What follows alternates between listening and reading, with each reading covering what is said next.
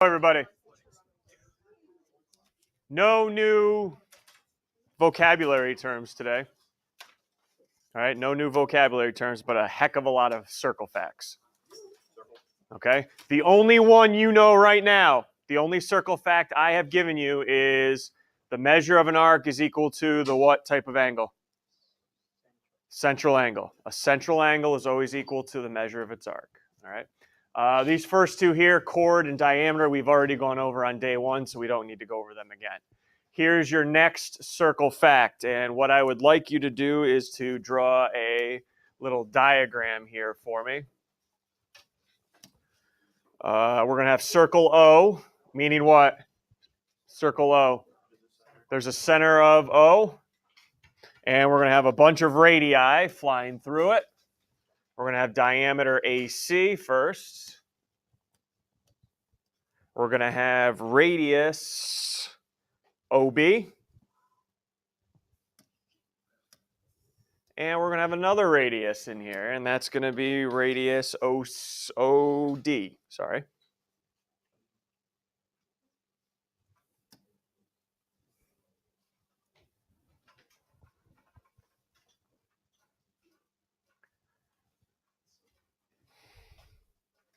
And here's our first fact. If the central, in a single circle, if the central angles are congruent, so are the arcs. So here's what I'm telling you right now. If, and we're using the same diagram you just drew, if angle BOC is congruent to angle COD, I need somebody to tell me a conclusion then. Okay? BOC and COD, what type of angles are they? Central angles, and they're congruent. So based off of that and this fact, name me something else that should be congruent. Heaven, go ahead. Perfect. Arc BC is congruent to arc CD.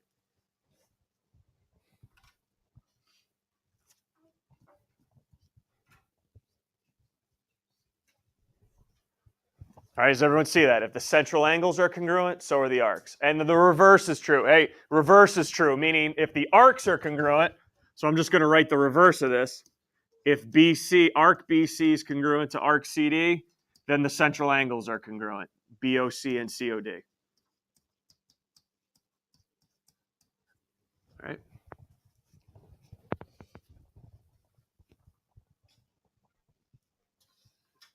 Everyone okay on that theorem or theorems?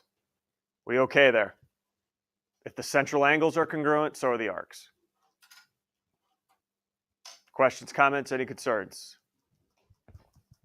All right. Next one. You guys have a typo on there. You see where it says congruent central angles? Can you cross out the words central and angles and write chords instead? So it should read congruent chords intercept congruent arcs. And then down below, same thing. See how it says central angles at the last one? It should be chords. So everywhere in number 2 you see central angles, replace it with the word chords, please. That's my fault. I'll take total blame for that one.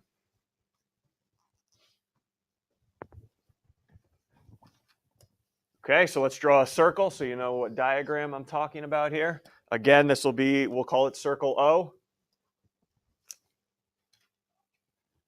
And can you guys put 2 chords in here for me now? Chord AB and chord CD.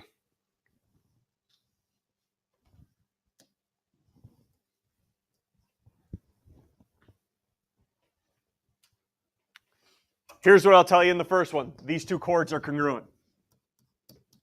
So if CD is congruent to AB, the 2 chords in the circle are congruent. Based off that theorem, what can you tell me back? What can you tell me back? If the chords are congruent, so are Sean. If the chords are congruent, so are the arcs that they make. So once again, Sean, go ahead. Good man. All right. I should put a, sorry, then. CD. So if the central angles are congruent, the arcs are congruent. If the chords are congruent, so are the arcs.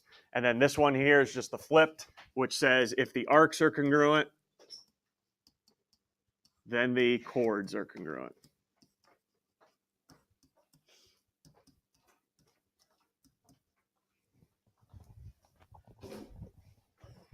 Whew.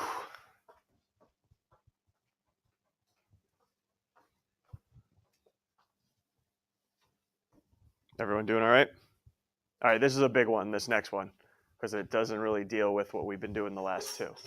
If you have a diameter that goes through the center, a diameter that's perpendicular to a chord, does everyone see that in the diagram I've already given you? Does everybody see name the diameter in the diagram? AB. Name the chord in the diagram. CE. If those two are perpendicular, any diameter and chord are perpendicular, what happens? The chord gets bisected, and so does the arcs. So in this case right here, what's our conclusion? Tell me, if the chord's getting bisected, which two pieces up there are equal? Will. CF is congruent to FE. Nice job. The chord is getting bisected. And its arcs are getting bisected. So, everyone ready? Arc CA is going to be congruent to arc BE? AE. Calm it down. Thank you, Justin. Now, this could get a little nuts here. Take a look. Most time, I'm telling you right off the bat, most times you will not have a full diameter drawn in. Most times. You may have that drawn in. What's this? It's still part of a diameter, right? So it still counts. As long as it's perpendicular to the chord. All right? Also, maybe you'll have a radius, maybe you'll have this. I'll cover that up, and I'll cover that up right there, DB and AF. You may just have that portion. Where's it still coming from, though? The center. So as long as it's still coming from the center, isn't it part of the diameter? So you may not see a whole diameter. Very rarely, I'm going to tell you, you're going to see the whole diameter. So as long as something's coming from the center and is perpendicular to the chord, it'll bisect the chord. Questions, comments? Got any concerns right now before we go on to this final theorem of today? And then, favorite time, we get to put them to use. Okay. If you have two chords and they are the same distance away from the center, those chords are congruent. That's what that first one says. You have two chords. Look at chord DE for me and BC. How far away are each of those from the center? The same amount. If they're the same distance away, that tells me that the chords are congruent to each other. Okay?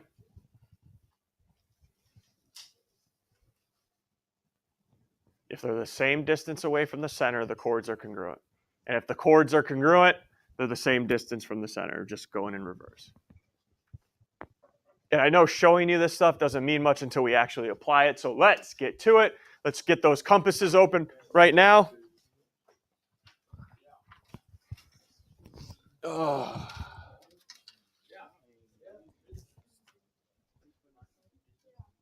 All right, what's our job for this construction? Find a point that's equidistant from D, E, and F by using your compass and straight edge. Also, what we're going to do, because what unit are we in? Circles. We're about to draw a circle that goes through all 3 points, D, E, and F. But before we do that, we need to find this point that's equidistant. All right, we need to find this point. And I don't know if you guys know, but we've done this before in class. I don't know if anybody remembers the old, I'm in the kitchen, I'm going to put an island that's equidistant away from the refrigerator, stove, and whatever the other appliance was in there. Or we're on the playground and we got the merry-go-round, we got the swings, and we got the slide. Where do I put a water fountain that's equidistant from the 3? All right, that's fine. Okay, that's fine. Here's how we're going to find the point that's equidistant so we can draw this circle through D, E, and F. We're going to do the perpendicular bisector. All right, we're going to do the perpendicular bisector of each of those segments. And where they intersect, that's going to be the point that's equidistant.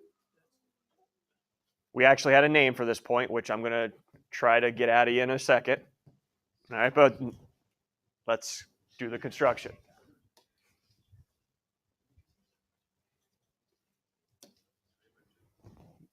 Back table there.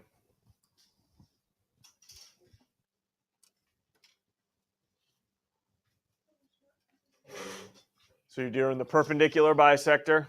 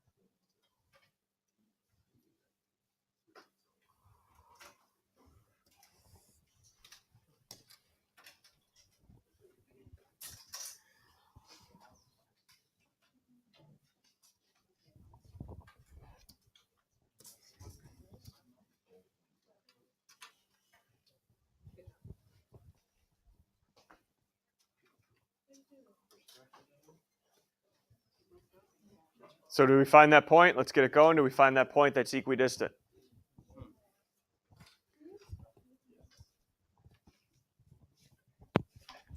Now, that point right there, that's the center of the circle that goes through D, E, and F. So think about what you could do right now with your compass to graph that circle. Hopefully it doesn't go off the page. We kind of put it in the middle for you. Can you make a circle now that you know where the center is that goes through D, E, and F? All right, let's do it.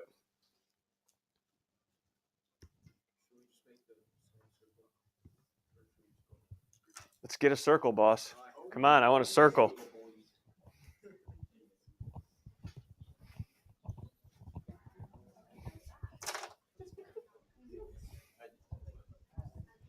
And hopefully your circle goes through D, E, and F.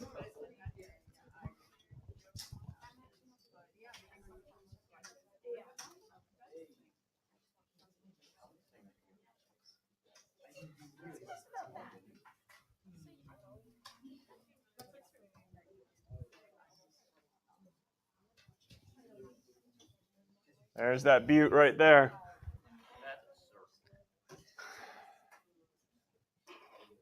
That goes through 3 non-collinear points, yes. All right, let's end this here. Where did you just draw that circle? Okay. Through the points, okay. Hold on, hold on. On the outside here of this, if I had this triangle right here, did you draw it on the outside or the inside of the triangle? Outside. And what did we call any figure that was on the outside of another? Circumscribed. All right, circumscribed. That's not what this point's called, though. It's not called circumscribed. It's called the circumcenter.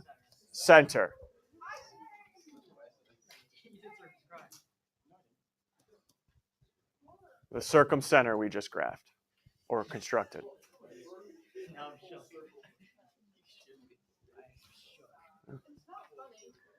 All right, are we all done here? Because now it's all business for the next probably 15 minutes. Now we're using all these facts that I just showed you and applying them.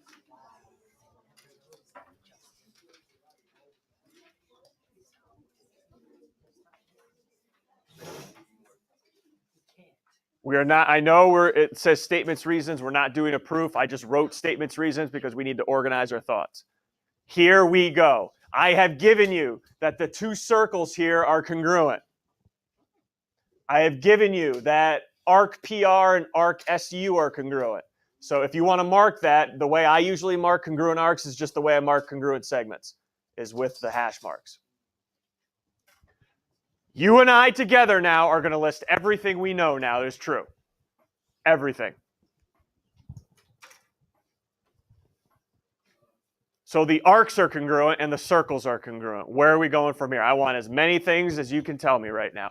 And then we'll talk about a why. You going to start us off, Max?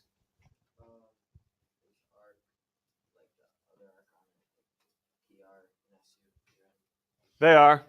That's actually one thing I'm not going to put on because I don't really have a good reason for that. Because they add to 360, right? If those are congruent, I guess subtraction maybe, if we wanted to do that. So that is true. All right, that's one thing I won't put down, though, because I don't have a decent reason for that. But you are 100% true. Kate, up next. Angle Q is congruent to angle T.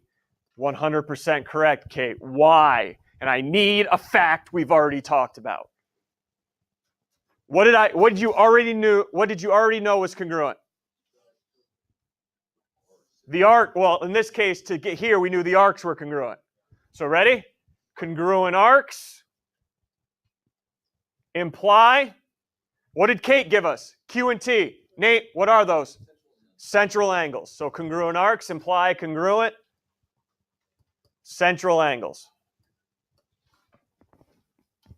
That's fact one we went over today. Congruent arcs imply congruent central angles.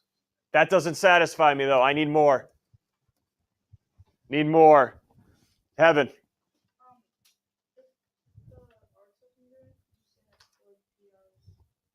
Nice. There we go. PR. PR congruent to SU. What did you know was congruent at the beginning?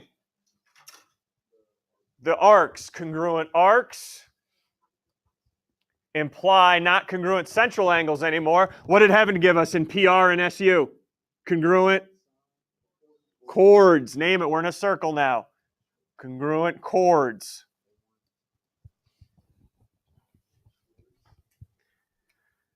All right, Sean, let's go. I'm looking for really one more here that I need to get written down.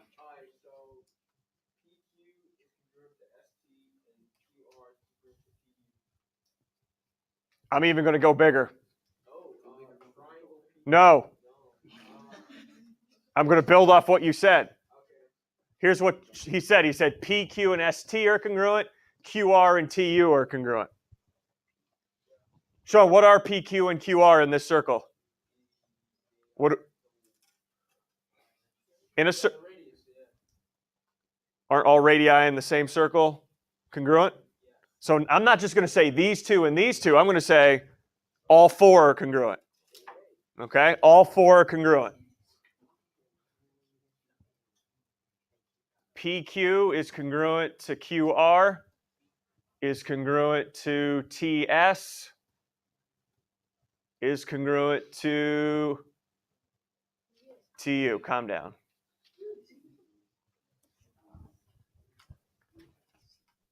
Do you remember when two circles were congruent? If two circles are congruent there, radii are congruent. Okay?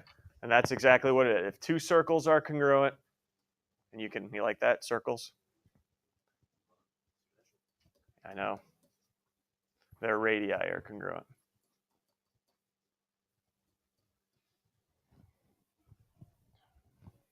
And I'm going to hold off, and that's what I'm going to stop with there. 3 minutes. You and your group right now. Everything you can come up, even leave the reason blank if you don't know. All right, leave it blank. We'll fill it in.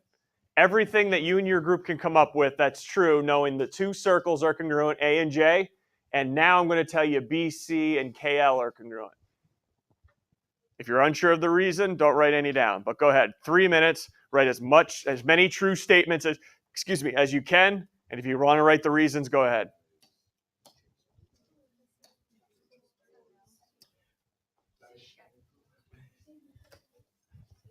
All right, here we go. Let's start listing them here. Any group want to start us off with one fact? Mike, yep, what do you have?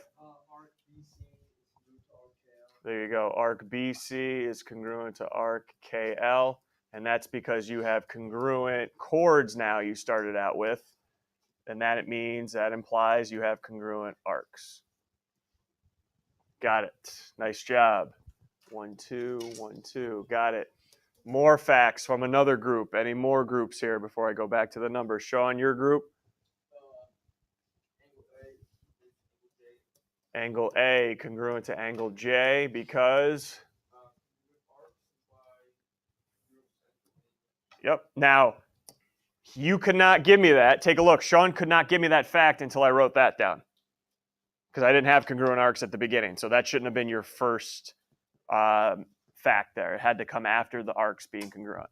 All right, so nice job. Congruent arcs imply congruent central angles. Yep.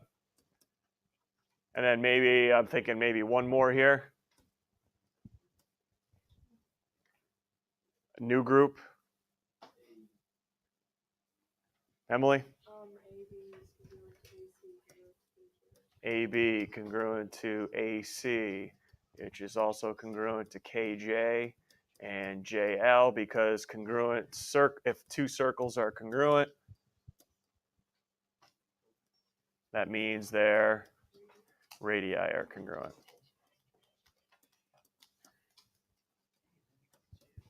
Okay. I am just prepping you for Monday because Monday we're going to do proofs, and this is exactly what's going to go in your reasons column. Will, could you also say?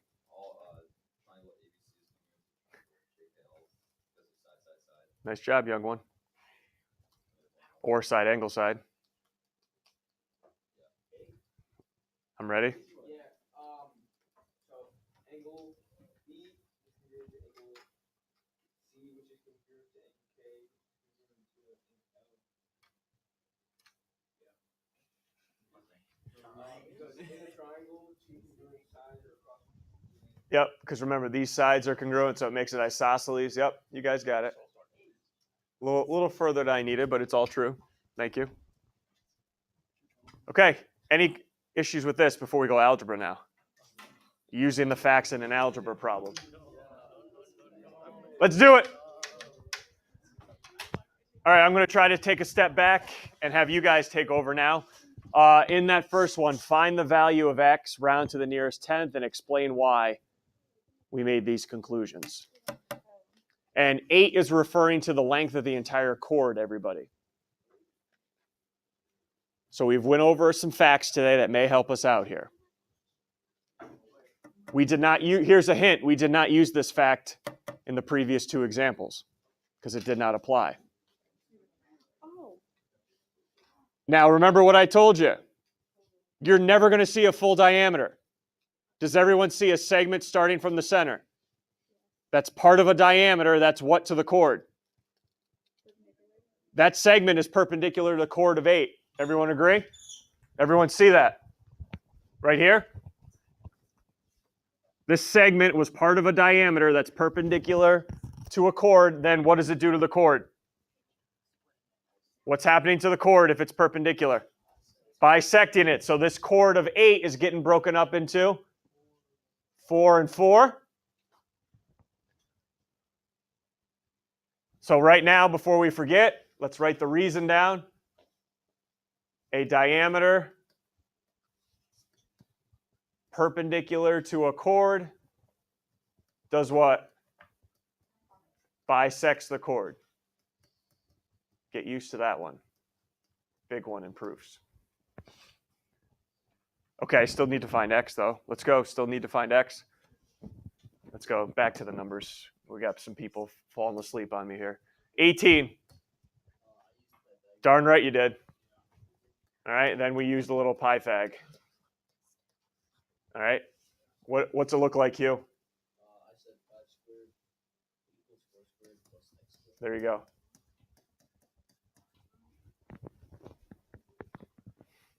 Nice job. And then x came out to be 3. Beautiful. Questions? Next one. Finding the length of that chord. Anything you want to add to the diagram yourself there that's not already labeled. Nick? A 6, we have a radius. Why is this side also 6? In a circle, ready? In a circle. In a circle, all radii are congruent.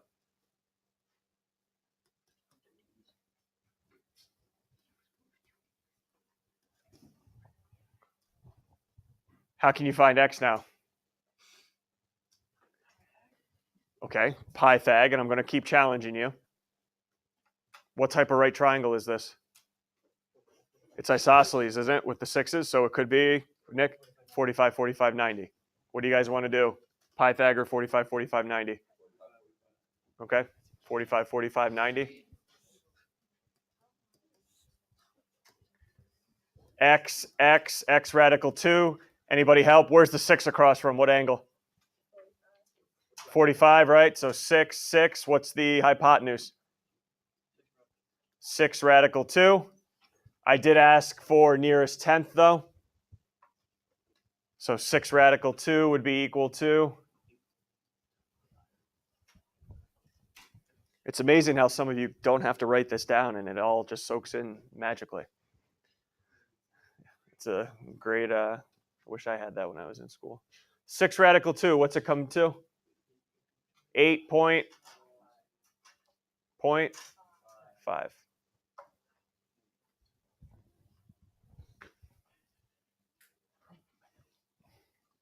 And what do we have? One more?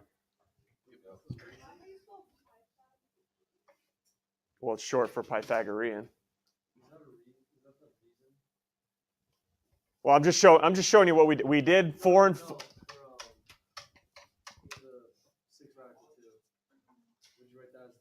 Well, that's just showing my work that I just 6 radical. I have the chart over here too. Just didn't fit in there.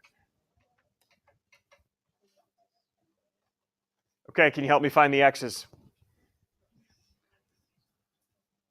How are you going to try to find the x's? It looks like you got 2 chords and a partial radius, partial diameter. That's perpendicular to those chords.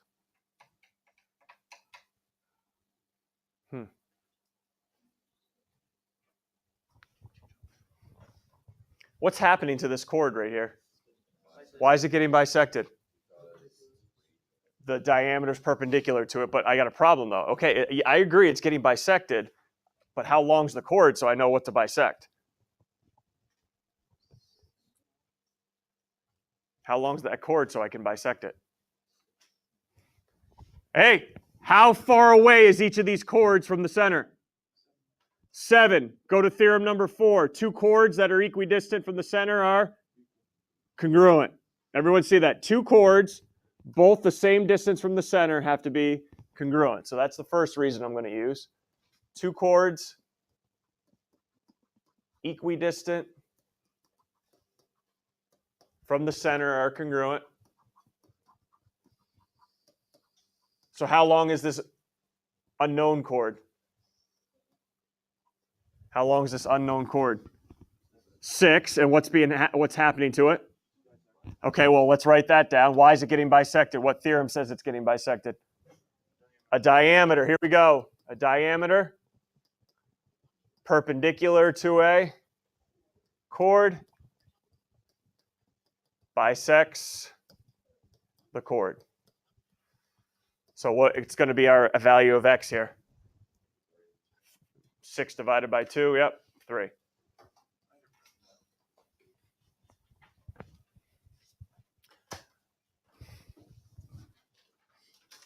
It's not 8 through 18 even. That's not bad.